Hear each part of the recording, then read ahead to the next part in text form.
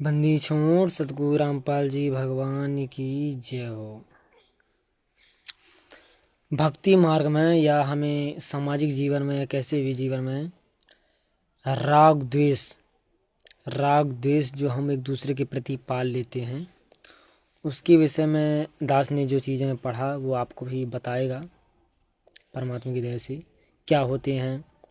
और आप लोग भगत होके अगर किसी से राग द्वेष पालते हैं तो परमात्मा ने सत्संगों में बताया कि वो मोक्ष से वंचित हो जाता है।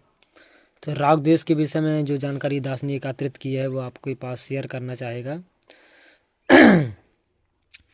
राग का मतलब होता है अत्यधिक आसक्ति। अर्थ, किसी व्यक्ति, वस्तु या स्थिति से अत्यधिक लगाव जिससे मन बंध जाए। उदाहरण, आपको कोई खास व्यक्ति बहुत पसंद है और वह आपकी बात ना माने तो मन टूट जाता है। मोबाइल छिन जाए तो बेचैनी हो जाती है। कोई आपकी तारीफ करे तो बहुत अच्छा लगे, ना करे तो दुख हो। यह प्रेम नहीं, आसक्ति है। मतलब राग में शांति नहीं होती, डर होता है यह छिन न जाए। ये होता है राग भाई बहनों।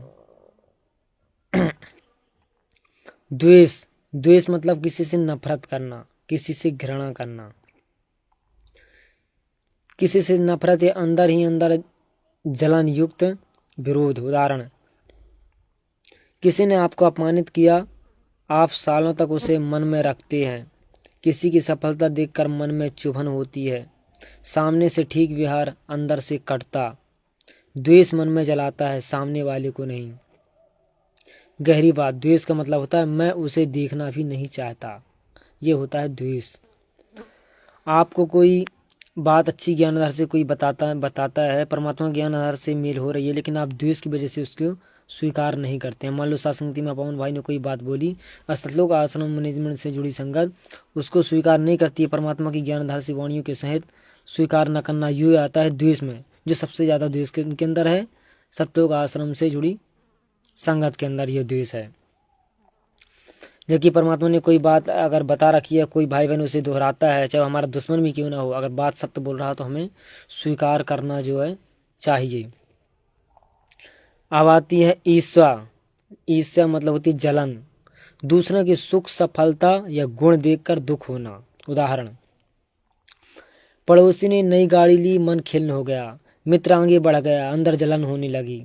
सोशल मीडिया पर किसी की सफलता देखकर तुलना करना। ईर्ष्या में व्यक्ति सोचता है मेरे पास क्यों नहीं। गहरी बात, ईर्ष्या मतलब होता है तुलना की आग। तो भाई बहनों, आप लोग समझ में आ गया होगा कि राग छोड़ो, द्वेष छोड़ो, ईर्ष्या छोड़ो।